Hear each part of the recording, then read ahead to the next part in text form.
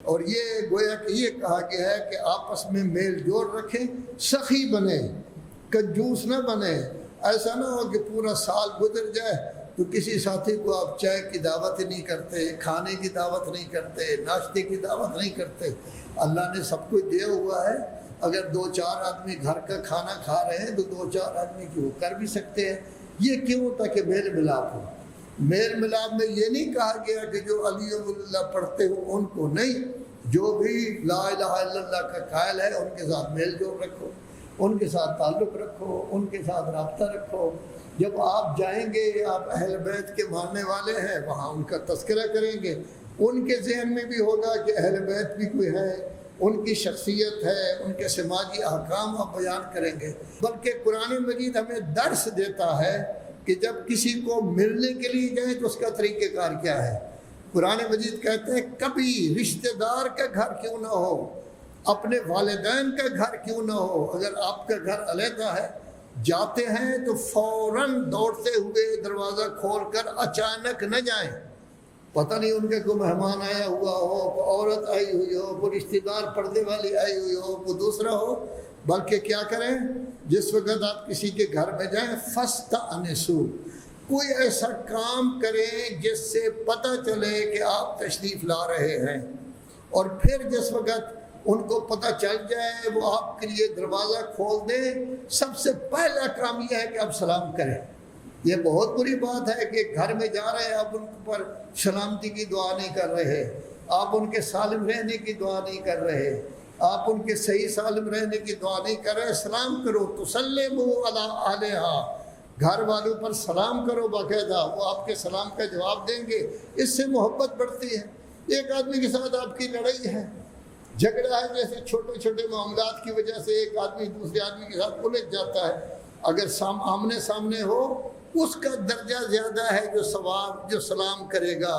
اس کو 9 درجے ثواب ملے گا سلام کرنے والے کو۔ جواب دینے والے پر سلام کا جواب دینا واجب ہے، اس کو 1 درجے کا ثواب ملے گا، کیونکہ آپ نے پہل کی ہے، آپ نے پہلے سلام کیا ہے۔ ایسے لڑائی ختم ہوگی، جھگڑا ختم ہوگا، وہ کہے گا اوہو وہ تو مجھے سلام کر رہا تھا،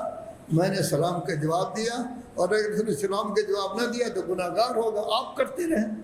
کبھی یہ نہ کہیں اس نے میرے سلام کا جواب ہی نہیں دیا، جائے جہنم میں جائے۔ میں کبھی نہیں، آپ سلام کرتے رہیں،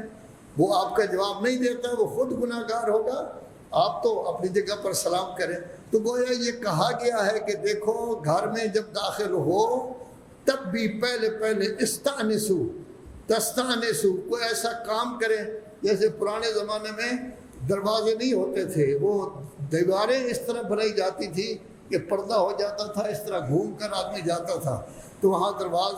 دیوار کو تو نہیں کھٹکھٹا سکتا آدمی، تو اس وقت کیا ہے آواز دیتے تھے، نام لے کر آواز دیتے تھے فلانے یہاں میں آیا ہوں،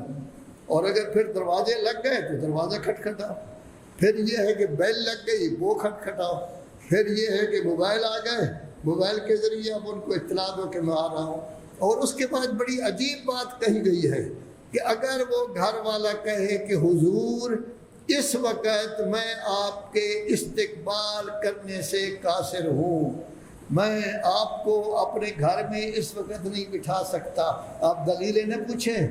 کیوں نہیں بٹھا سکتا، کیا مصیبت پڑ گئی ہے، نہیں بلکہ آپ چلے جائیں۔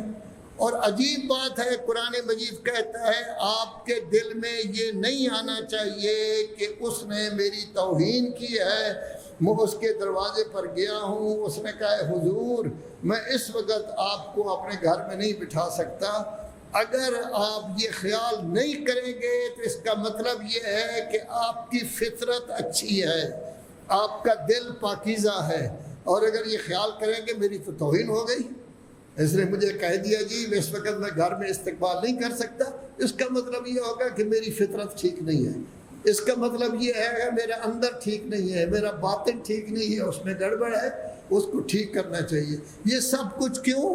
تاکہ محبت پیدا ہو، الفت پیدا ہو، ایک دوسرے کے ساتھ انس ہو،